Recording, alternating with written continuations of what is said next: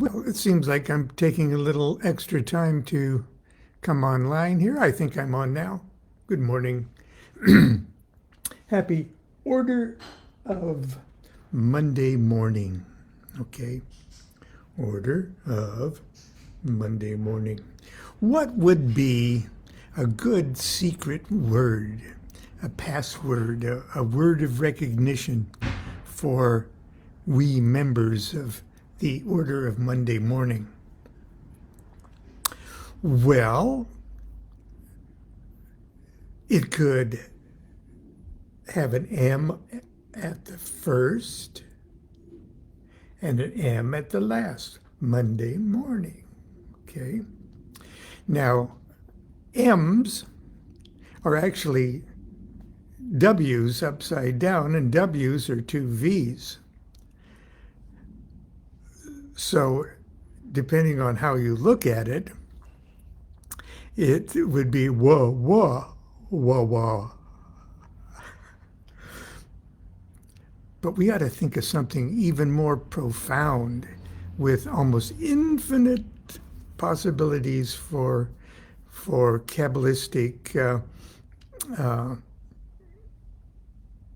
preoccupation into insanity. M in Hebrew, the Hebrew letter M is mem, okay, which is 40. So if we have an M at the first of the secret word and an M at the end of the secret word, already we've got a total of 80. Now, 80 is a fine number, okay? The Hebrew letter pei, it just all by itself is an 80.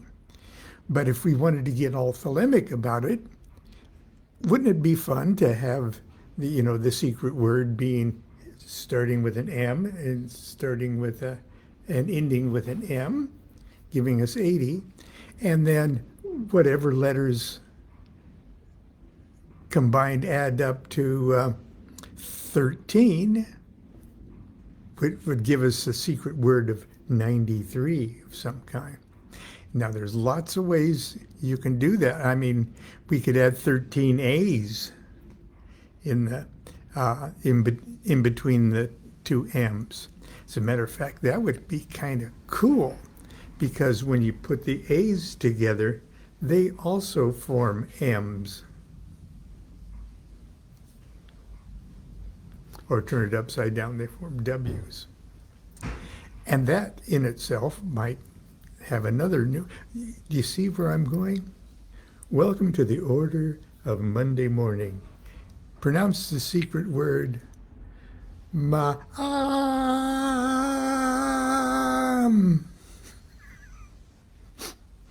But I'm being silly. Monday night magic class starts tonight. And I'm going to have some coffee here, because we got off to a late start today, because Democracy Now! With Amy Goodman this morning was absolutely terrifyingly wonderful. It was, if you haven't caught today's Democracy Now! Show, I Google it and see it. It was very good. But anyway, we got off to a late start, but it's not raining at the moment, so I went and got my coffee and have come back here. And I thought, because I woke up well,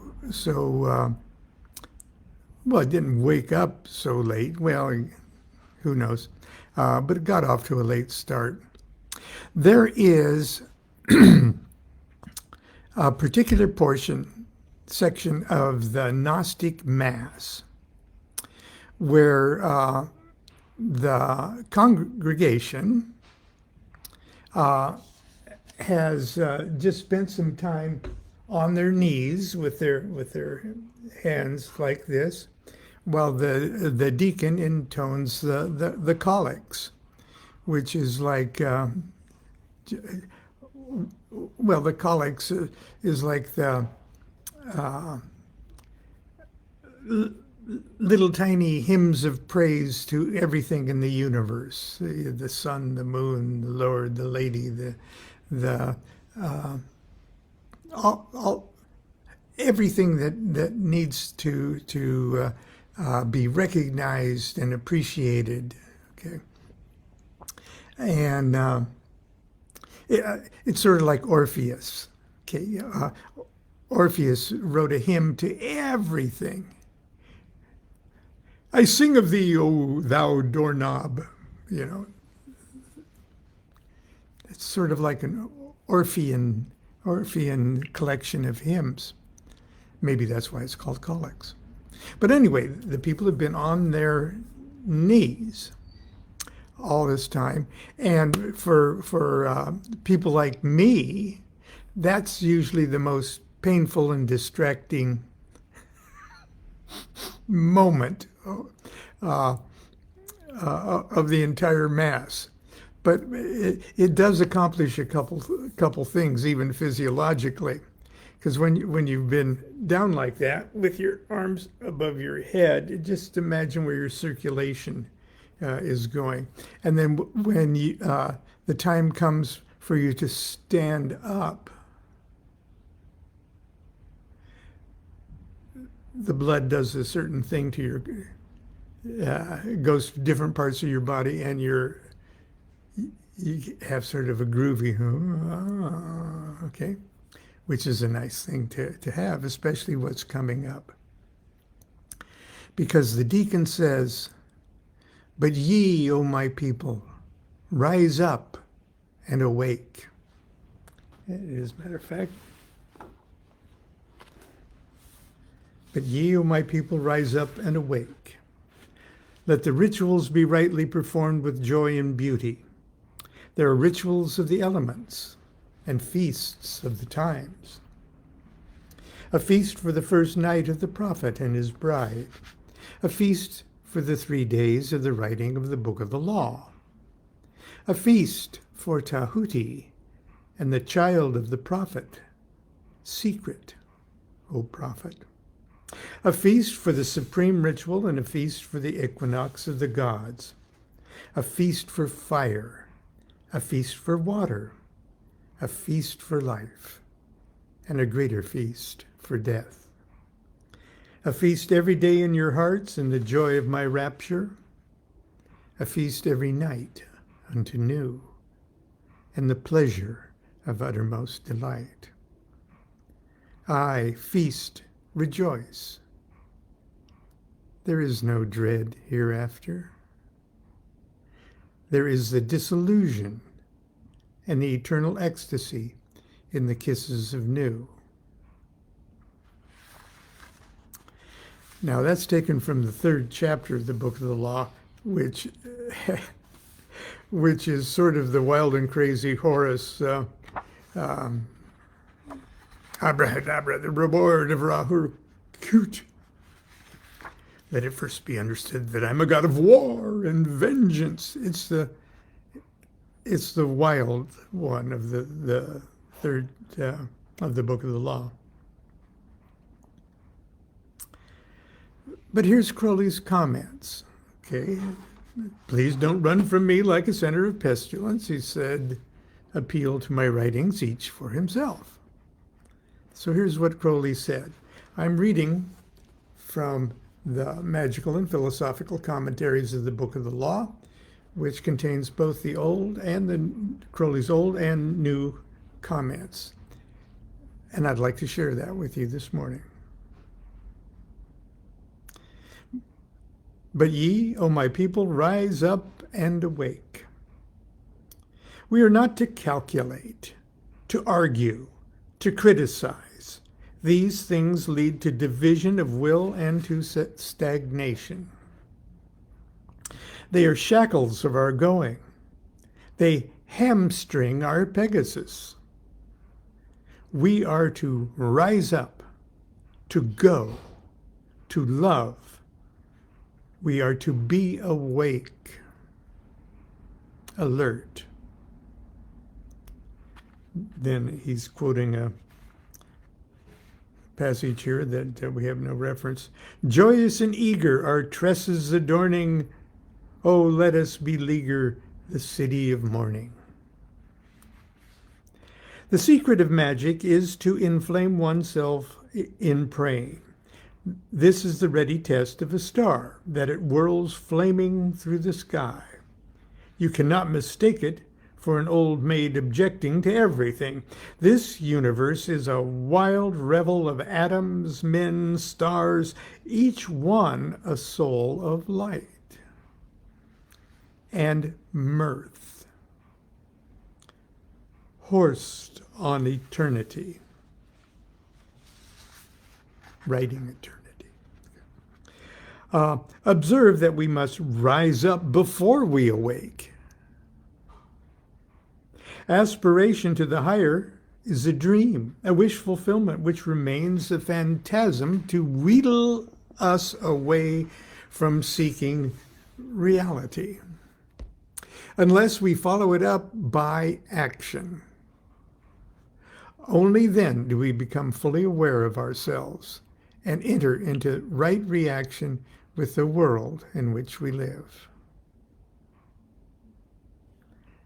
Next line was, let the rituals be rightly performed with joy and beauty. The old comment is, let us be practical persons, not babblers of gossip and platitude. Then the new comment, a ritual is not a melancholy formality. It is a sacrament, a dance, a commemoration of the universe. The universe is endless rapture, wild and unconfined, a mad passion of speed. Astronomers tell us of the great republic of the stars. Physicists say the same of the little republic of the molecules. Shall not the middle republic of men be like unto them? The polite ethicist demurs. His ideal is funereal solemnity. His horizon is bounded by death, and his spyglass is smeared with the idea of sin. The new aeon proclaims man as the immortal God, eternally active to do his will. All's joy, all's beauty, this will we celebrate. In this verse, we see how the awakening leads to ordered and purposeful action. Joy and beauty are the evidence that our functions are free and fit. When we take no pleasure, find nothing to admire in our work, we're doing it wrong. The next line, there are rituals of the elements and feasts of the times. And the old comment is, a crescendo of ecstasy in the mere thought of performing these rituals, which are in preparation under the great guidance of VVVVV, or WWV, or never mind.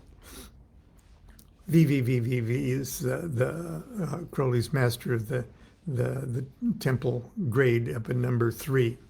So under the guidance of the supernal triad, we could say.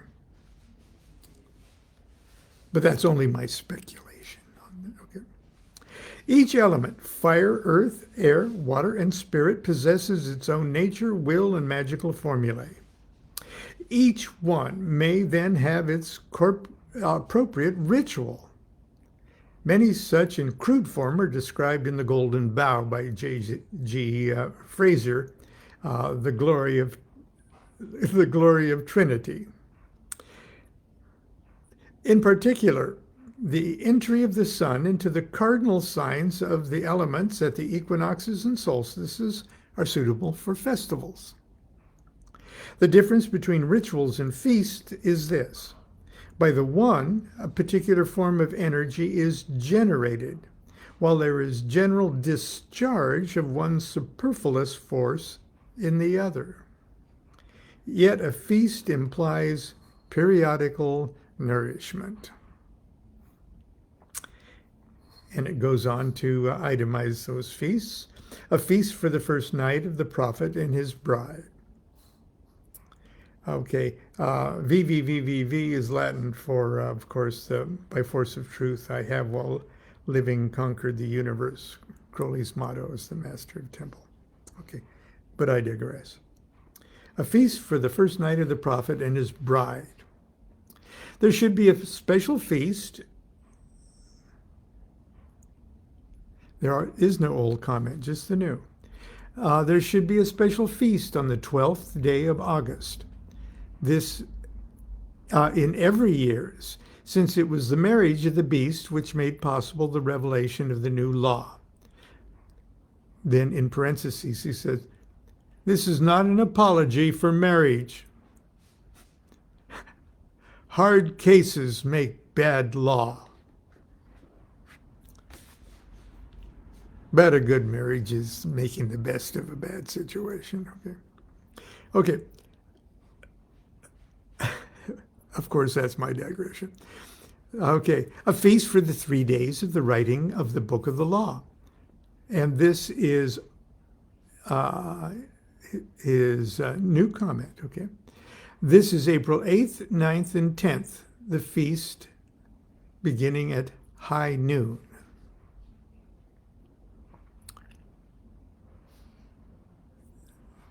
A feast for Tahuti and the child of the prophet. Secret, O prophet.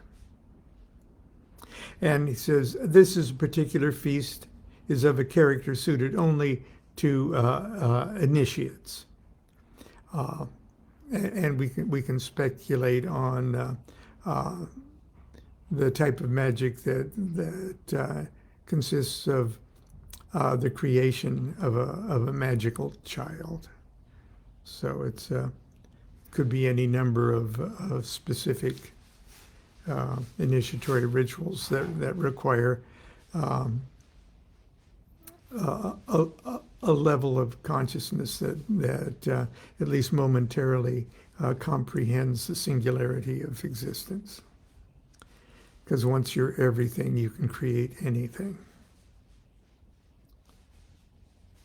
But I digress. A feast for the supreme ritual and a feast for the equinox of the gods. The supreme ritual is the invocation of Horus, which I guess it was last week Taryn and I did in the parking lot of Sprouts. The supreme ritual is the invocation of Horus, which brought about the opening of the new aeon. This date is March 20th. So we're coming up on the high holy days of Thelema, which starts on March 20th. The equinox of the gods is the term used to describe the beginning of a new aeon or a new magical formula. It should be celebrated at every equinox in the manner known to the neophytes of the AA.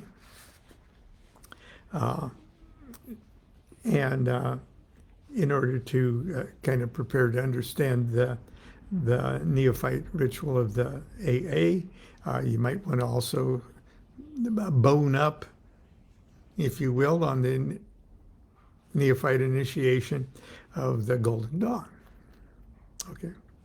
A feast for fire and a feast for water, a feast for life and a greater feast for death.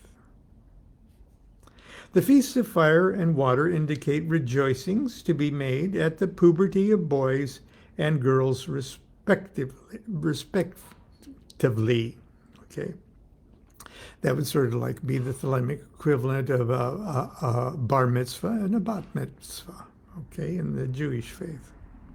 A feast for life is at birth, and a feast for death is at death.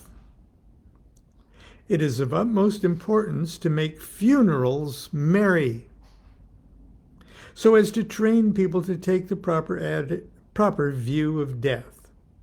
The fear of death is one of the great weapons of the tyrants, as well as their scourge, as it distorts our whole outlook upon the universe. A feast every day in your hearts, in the joy of my rapture. Okay, let me. To him who realizes Hadith, this text needs little comment. It is wondrous, this joy of awakening every morning to the truth of one's immortal energy and rapture. A feast every night unto new and the pleasure of uttermost delight. To sleep is to return, in a sense, to the bosom of Nuit. But there is to be a particular act of worship of Our Lady, as ye well wot. W-O-T. I'll leave that uncommented upon. Finally, I feast, rejoice. There is no dread hereafter. There is the disillusion and the eternal ecstasy in the kisses of new. There's both an old and a new comment. The old one is, without fear, rejoice. Death is only a disillusion, a uniting of Hadith with new. The ego with the all. Yod with the Aleph. Note, Yod is 10 and Aleph is 1 equals 11. Abrahadabra, the word of uniting the 5 and the 6. The new comment. Do not be afraid of going the pace. It is better to wear out than to rust out. You are unconquerable and of indefatigable energy. Great men find time for everything. Shirk nothing. Make reputations in half a dozen different lines, have 20 simultaneous love affairs, and live to a green old age. The milksops and the valetudinarians never get anywhere. They usually die early. And even if they live forever, what's the use? The body is itself a restriction as well as an instrument. When death is as complete as it should be, the individual expands and fulfills himself in all directions. It is omniform samadhi.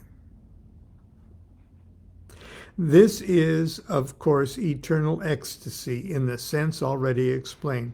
But in the time world, karma reconcentrates the elements and a new incarnation occurs. That's such good stuff, and I don't turn to it enough. Tonight we're resuming Monday Night Magic class for a while. We're not presuming to have a specific series like we did the 22 weeks of the Trumps, because so many people can make it to one and they can't make it to another. So we're focusing on scrying and the technique of scrying, and we're in particular we're using as our example the two different varieties of Enochian magic, which, being vision magic, requires scrying. Now, this isn't a big secret of scrying. You know, Dee and Kelly used a smoky crystal and they stared into it. Frankly, I scry by closing my eyes and making the back of my eyelids my scrying crystal, because what is taking place inside is what one sees projected outside in, let's say, like a black mirror. But people comment that well, I don't have any money to get a black obsidian mirror, which is kind of expensive. Or do I have the skills like